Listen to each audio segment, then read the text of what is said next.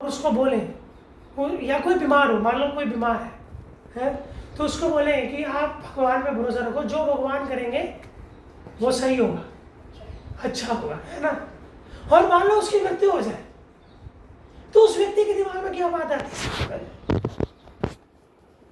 कि हम तो भगवान से प्रार्थना कर रहे थे कि उस व्यक्ति की रक्षा हो जाए, है, परंतु उसकी मृत्यु होगी। तो ऐसी कैसी रक्षा है भगवान की, है ना। आते ना डाउट इस प्रकार से। ऐसे ऐसे अनेक उदाहरण है, हम देखते हैं हमारे शास्त्रों में कि जहाँ पे हम देखते हैं कि भक्तों के जीवन में ऐसी ऐसी परिस्थितियां आई और हर परिस्थिति में वो भगवान के ऊपर उनकी जो श्रद्धा, भगवान में ऐसी अटूट श्रद्धा, ऐसी अटल श्रद्धा, कैसी श्रद्धा कि भगवान मेरी रक्षा करेंगे, उससे कभी वो विचलित नहीं हुए, भले ही उनके ऊपर कितनी बड़ी ही त्रासदियां क्यों नहीं। तो सबसे प्रथम मैं उदाहरण लेना चाहूँगा प्रहलाद महाराज, है ना।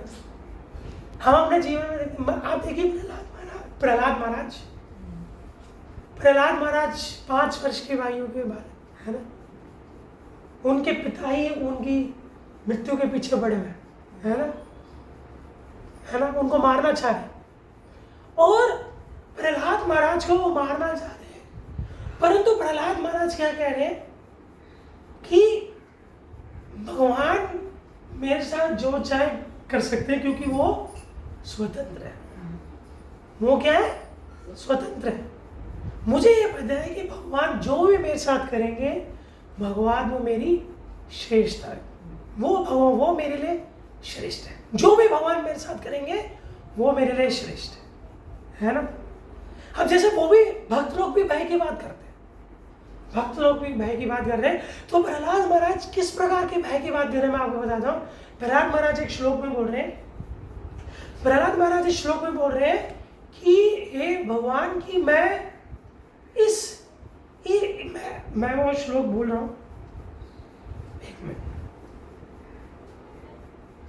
वो श्लोक का ट्रांसलेशन इस प्रकार है, हे भगवान की मैं इस संसार में, इस अनंत महासागर में पड़ा हुआ हूँ और इस अनंत महासागर में मेरे प्रिय जन ही मुझसे दूर है और मेरा इस अनंत महासागर में, इस भौतिक संसार में मैं भयभीत हूँ।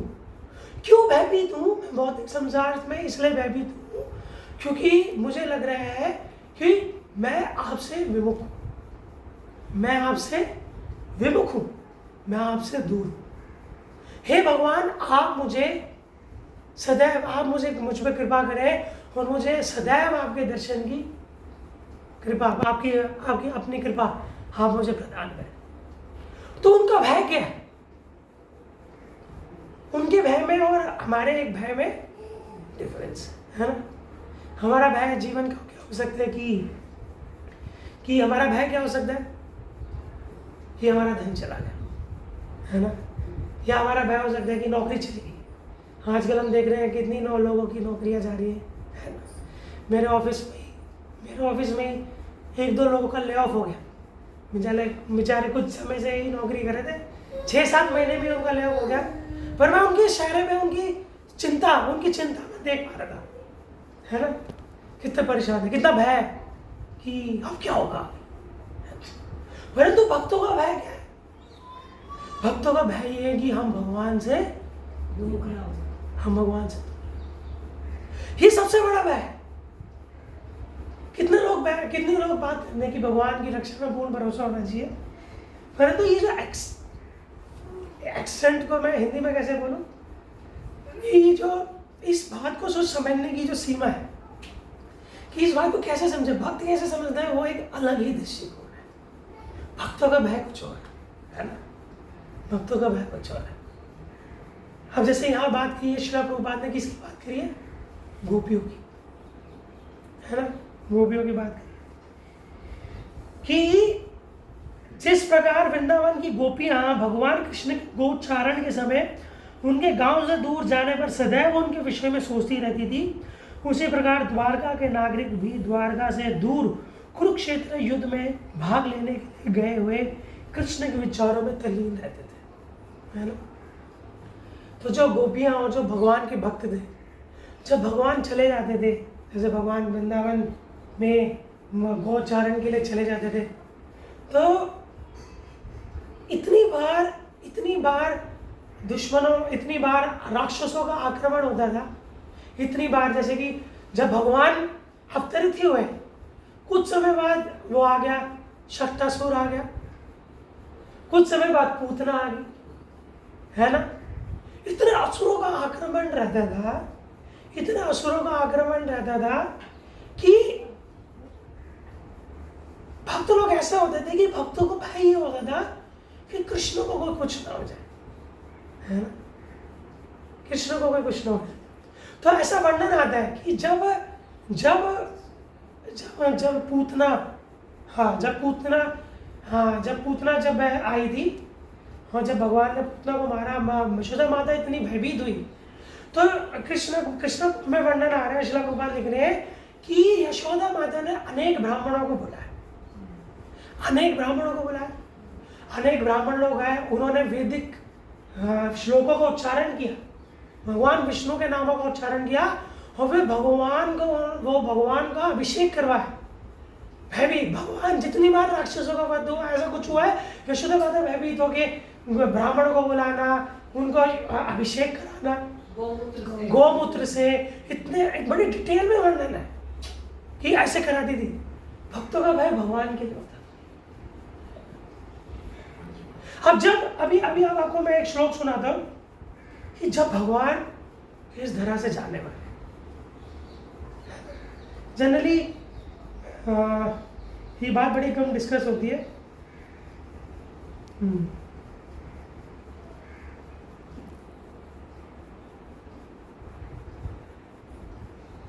हाँ, श्रीमद् भागवतम के तीसरे स्कंद में उद्धव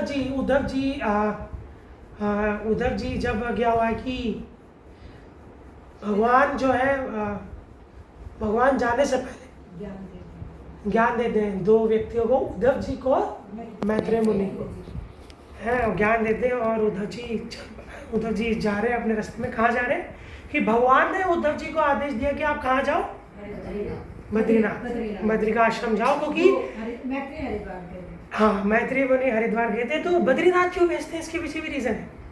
बद्रीनाथ इसलिए भेजते हैं क्योंकि जब भगवान अपने बता रहे हैं, भगवान ज्ञान दे रहे हैं, भगवान बता रहे हैं कि अब मैं ऐसे ऐसे करने वाला हूँ, अब ये स्थिति है, तो उद्धव जी को सहन नहीं हो रहा, और उद्धव जी विलाप कर रहे हैं। और उद्धव जी की खुशी के लिए कि आपका हृदय, आप शांत रह पाओ, तो आप बद्रीनाथ चले जाओ, क्योंकि वहाँ पे स्वयं मैं भी हूँ, नर नारायण ऋषि के रूप में मैं हूँ वहाँ पे। तो आप दो पर्वत देखते हो, जो बद्रीनाथ और केदारनाथ, वो जो पर्वत आप देख रहे हो, वो स्वयं नर नारायण ऋषि है ना, उसी पर्वत के पीछे केदारनाथ है ना। तो नर नारायण ऋषि आज भी वहाँ है ना।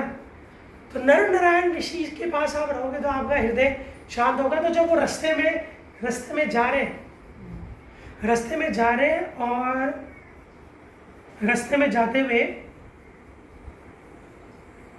भी रास्ते में जा रहे हैं, और रास्ते में उन्हें कौन मिलते हैं, विदुर जी मिलते हैं।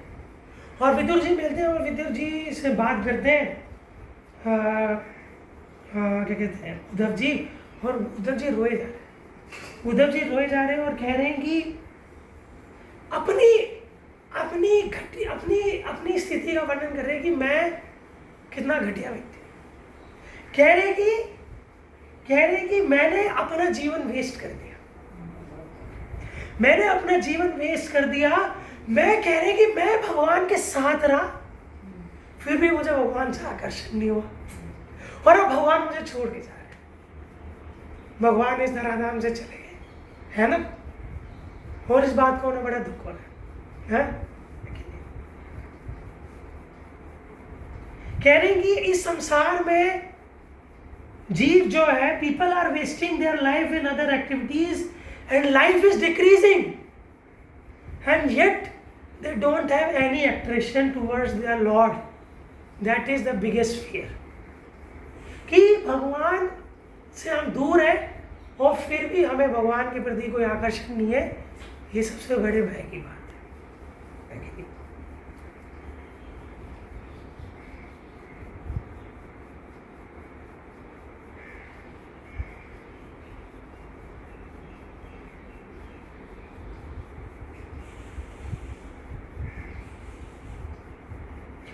अब एक जैसे और भी एक वर्णन आता है भय का, और एक वर्णन आता है कि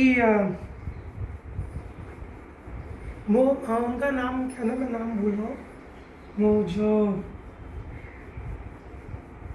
जैसे कि सबसे ऐसा एक और वर्णन आता है भय का कि गजेंद्र, जो गजेंद्र कि जब गजेंद्र जो थे, जब मगरमच्छ ने गजेंद्र का जो पैर पकड़ लिया, तो पहले जब गजेंद्र ने प्रार्थनाएं की, तो वो प्रार्थनाओं में जो है भय से ही कह रहे कि हे भगवान मेरी रक्षा कर।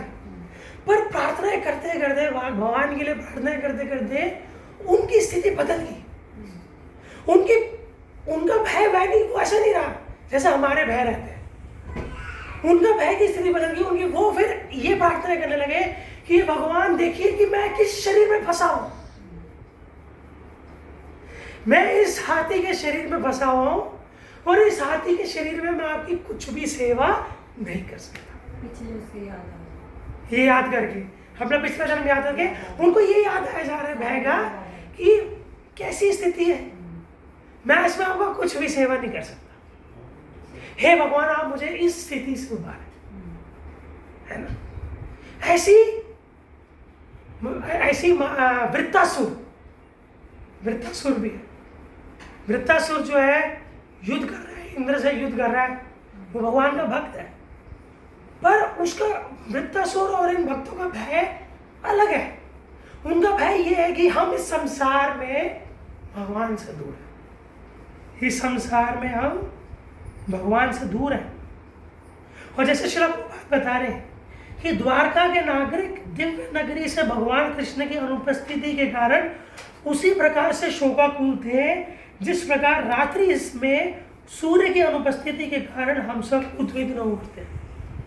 मान लीजिए कि अगले दिन आपका सूर्य ना हो गए, तो कैसा समय है ना, कितना भयावह है कि सूर्य नहीं है, ऐसी स्थिति है। और आखिरकार इस भौतिक जगत में हम सबका जीवन इसी प्रकार तो है। जब तक हम इस माया के संसार में हैं और काम धंधे, काम में बढ़ जाते, मैं अपना अनुभव बताता हूँ। मैं ऑफिस जाता हूँ, मैं भगवान को भूल जाता हूँ, बिल्कुल जीरो। और अगर मेरी गलती से उस समय मृत्यु हो जाए, क्या स्थिति होगी बताना, कैसी भयंकर स्थिति में हम दूर हैं भगवान से, ये सबसे बड़ा। और इससे भी बड़े जो भय, जैसे कि हनुमान जी कह रहे हैं, रामायण में वर्णन आता है, हनुमान जी कह रहे हैं कि सबसे बड़ा भय क्या है, सबसे बड़ी विपत्ति यह नहीं है कि हमारे जीवन में धन नहीं है, हमारे जीवन में ये सुख नहीं है, संप्रदाय नहीं है। सबसे बड़ा भय क्या है कि भजन, भगवान का भजन नहीं होना। भक्तों के लिए वो सबसे बड़ा भय है। रामानंद राय से पूछा कि इस संसार में सबसे बड़ा भय कौन सा है। चैतन्य महाप्रभु ने जब रामानंद राय से डिस्कशन हो रही थी, तो उन्होंने कई प्रकार के भय के बारे में पूछा। तो सबसे बड़ा भय उन्होंने क्या बताया, सबसे बड़ा भय है कि जीवन में भक्तों का संग ना मिलना, वो सबसे बड़ा दुर्भाग्य है, सबसे बड़ा भय है ना, वो सबसे बड़ा भय। तो कहने का तात्पर्य ये है कि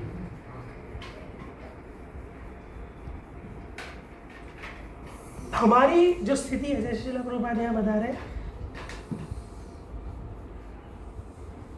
हमारी वर्तमान भौतिक स्थिति भय से ओतप्रोत है।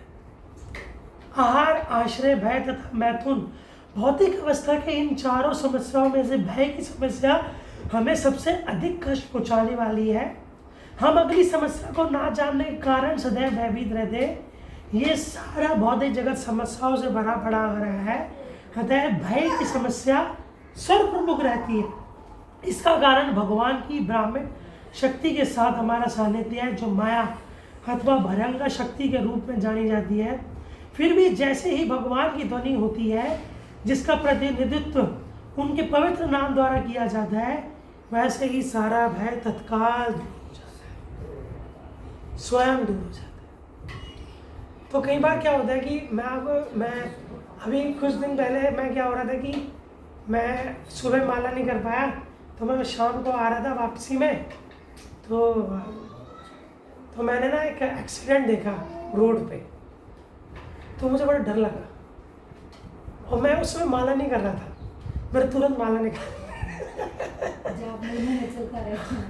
तो अब जैसे ये श्लोक है कि जैसे हम एक वो श्लोक बोलते हैं ना बाबा कि येन केन प्रकार व्यक्ति को भगवान की भक्ति में लगना चाहिए, ये क्या येन केन प्रकार है, तो एटलीस्ट मृत्यु के वजह से तो भगवान की भक्ति करिए। ये कभी भी मृत्यु आ जाएगी, कभी भी मृत्यु आ जाएगी, ये विचार है कि नहीं। और उससे बड़ा विचार ये है कि मृत्यु तो कई बार आ चुकी है, परंतु आज इतने वर्ष हो गए, इतने जन्म हो गए, अब भी हमारे जीवन में भगवान नहीं। भगवान है तो सही हमारे हृदय में, पर फिर भी हम भगवान से बहुत दूर हैं। तभी तो हमें उत्कंठा नहीं हो रही गोपियों की तरह, वृंदावन वासियों की, तभी तो हमें सोच भी तो नहीं रहे। कई बार व्यक्ति से भय से भगवान प्रेम उत्पन्न हो जाता है ना, भय से प्रेम उत्पन्न होता है बिल्कुल उत्पन्न होता है। क्यों होता है? कि ये सोच के कि क्या होगा, उसके ध्यान में कौन रखेगा, कैसे होगा, हम क्या करेंगे उनके बिना। जैसे प्रभुपाद कहते हैं कि भगवान पे निर्भरता का अर्थ ये है, भगवान पे निर्भरता का अर्थ क्या है? भगवान पे निर्भरता का अर्थ है कि उनके बिना हमारा कुछ नहीं हो सकता। परंतु अभी हमें क्या लग रहा है कि हम भगवान से स्वतंत्र रह सकते हैं। श्रील प्रभुपाद यही बात बोल रहे हैं कि ऋषिकेश है, भगवान ऋषिकेश है, भगवान ऋषिकेश है। और ऋषिकेश का अर्थ है जो सभी इंद्रियों के स्वामी है। तो यानी कि हमारी सभी इंद्रियों का जो भोग, जो शक्ति है, उसके स्वामी कौन है? कृष्ण है, उन्हीं से आ रही है, उन्हीं से आ रही है। तो मान लें कि ये शक्तियां हमसे छीन लें, भगवान हमसे शक्तियां छीन लें, भौतिक कार्य तो हम कर ही नहीं पाएंगे, परंतु भगवान की सेवा भी हमसे दूर चली जाएगी, चली नहीं जाएगी, भगवान की सेवा भी हमसे चली जाएगी। तो श्रील प्रभुपाद इसलिए कहते हैं कि जिसकी ये इंद्रिया है, उसकी इंद्रियां उसी की सेवा में उपयोग होनी चाहिए, उसी की सेवा में उपयोग होनी चाहिए।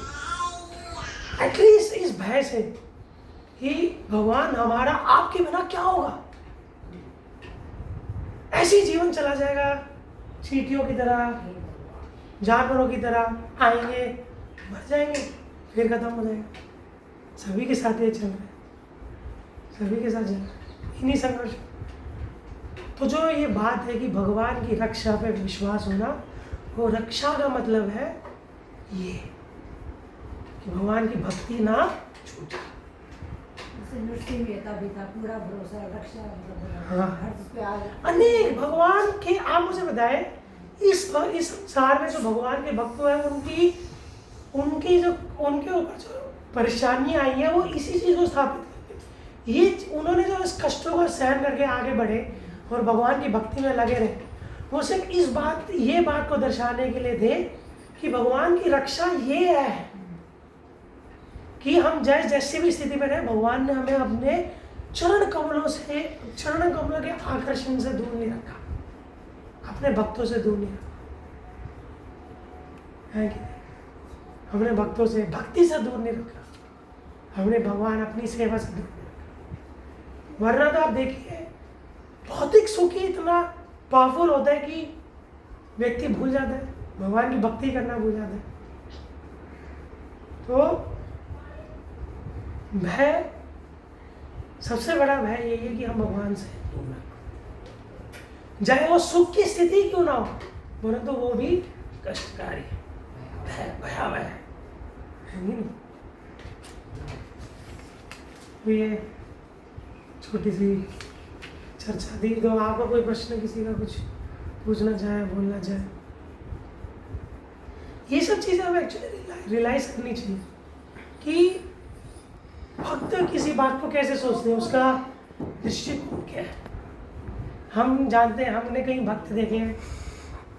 एक बार क्या हुआ, हम कई भक्तों को जानते हैं कि जिनके जीवन में ऐसा कुछ हुआ कि एक भक्त हम जानते हैं कि उनके घर में एक बच्चा था जिसकी मतलब अकस्मात देहावसान हो गया। तो क्या होता है कि ऐसी स्थिति में कई बार भक्त लोग भी विचलित हो जाते हैं, और ऐसी स्थिति में कई बार होता है कि भक्तों को भी डाउट आ जाता है ना। भक्तों को डाउट आने लगता है कि ऐसा क्यों किया भगवान ने। कुंभन दास का देख लो। हाँ कुंभन दास, हाँ जब उसने सुना कि मेरे पुत्र बुद्रुवाद, हाँ, मुझे दर्शन नहीं होंगे भगवान के, सूतक लग जाएगा। ऐसी एक भक्त थी। और मतलब आप सोच नहीं सकते कि श्रील प्रभुपाद अभी एक कथा सुना रहे थे। मैं आपको मैं कथा सुनाऊंगा ना, आप तो हैरान हो जाओगे कि संसार में ऐसे लोग भी थे। मैं तो खुद हैरान हो गया कि ऐसे भी लोग हैं संसार में कि भगवान और भगवान के भक्तों की सेवा के लिए किस हद तक जा सकते हैं। तो एक वर्णन है कि श्री संप्रदाय में एक 2 फेमस गृहस्थ भक्तों का वर्णन आता है। तो क्या हुआ कि वो अपने जीवन में बड़े निर्धन थे, बहुत निर्धन, इतने निर्धन थे कि उनकी जो भक्त थे, जो लकड़ियाँ बिछा के मैं जैसे श्रील प्रभुपाद ने कहानी सुनाई, मैं आपको वैसे सुना रहा हूँ। वो इतने निर्धन थे कि उनकी जो पत्नी थी उनके पास भी वस्त्र नहीं होते थे। तो एक बार क्या हुआ कि वो रामानुजाचार्य के बड़े सेवा करते थे, उनके शिष्य, उनके गुरु थे, बड़ी भगवान रंगनाथ की सेवा करते थे, श्री रंगनाथ जी। तो एक दिन क्या हुआ कि रामानुजाचार्य अपने शिष्यों को दिखाने के लिए कि भगवान पे पूर्ण निर्भरता का क्या अर्थ होता है कि भगवान पे पूर्ण रूपेण आश्रित होने का क्या अर्थ होता है, आज मैं एग्जाम्पल देता हूँ। तो रामानुजाचार्य अपने सभी ब्रह्मचारी शिष्यों को लेकर उनके घर पहुंचे, उनकी छोटी सी कुटिया में। अब क्या हुआ कि रामानुजाचार्य आए तो प्रभु जी बैठे, प्रभु जी ने बुलाया, तो सभी आए, रामानुजाचार्य आए, उन्होंने आसन दिया, उनके कई शिष्य भी आए, वो भी बैठ गए। ठीक है। अब क्या हो रहा है कि जो माता, जो उनकी जो वाइफ है, तो उनकी वाइफ जो है कमरे में से प्रणाम कर रही थी, कमरे में से उन्होंने बोला, प्रणाम किया। ठीक है। साड़ी सूखने के लिए डाली हुई थी, कपड़े वस्त्र नहीं थे उसके बगल। तो रामानुजाचार्य सोचने लगे कि आ क्यों नहीं रहे।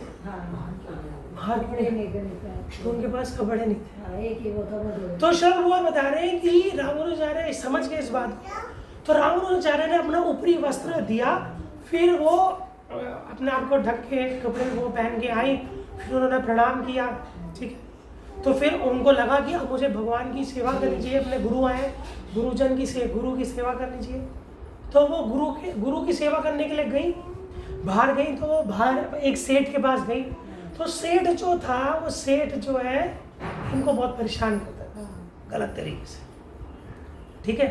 उनको बहुत गलत तरीके से परेशान करता था, और तो वो गलत चीज़ों के लिए उनसे कहता था कि आप कि तुम मेरे पास आओ, मैं तुम्हें ये दूंगा वो दूंगा, और गलत चीज़ों के लिए उनको अपने पास बुलाता था, पर वो मना कर देती थी। हाँ है। तो परंतु उन्होंने बोला कि मेरे गुरुजन आए, मेरे गुरु आए, तो आप मुझे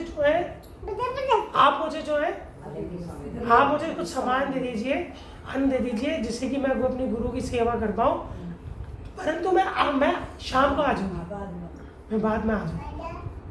तो वो बड़ा हैरान हो गया कि आज तक इस स्त्री ने कभी बोला नहीं कि मैं आऊँगी, और आज एकदम से स्वीकार करिए। पर तो उसने कहा कि कोई बात नहीं, ठीक है, तुम ले जाओ। तो फिर वो ले जाती है, सारा सामान बना के ले जाती है, खाना वाना ले जाती है, अन्न ले जाती है, वो बनाती है, रामानुजाचार्य जी के लिए बनाती है, अच्छे से भोग खिलाती है, सबको संतुष्ट कर देती है। और रामानुजाचार्य और सभी शिष्य चले जाते हैं। तो उनके जो हस्बैंड होते हैं वो पूछते हैं कि आप ये पूछते हैं कि तुमने इतना सारा धन कहाँ से आ गया, हमारे पास तो पैसे भी नहीं है। वो भी छोड़ने जाते धन है, अब ऐसे भी नहीं है तो भाई ये बताओ तुमने इतना सारा कहाँ से इंतजाम किया। तो फिर उनकी जो वाइफ होती है वो सारी कहानी सुनाती है। तो उनके हस्बैंड कहते हैं कि अच्छा तो तुमने अगर वचन दिया है तो तुम्हें जाना चाहिए। वो ही छोड़ने जाते हैं कि चलो मैं चलता हूँ साथ। तो तुमने वचन दिया है तो तुम्हें जाना चाहिए। सोच सकते हैं आप ये बात। तो वो चली गई, तो वो चली गई। और जब वो गई तो इस बात को फिर वो बात जो है वो सेठ का भी बता दी है।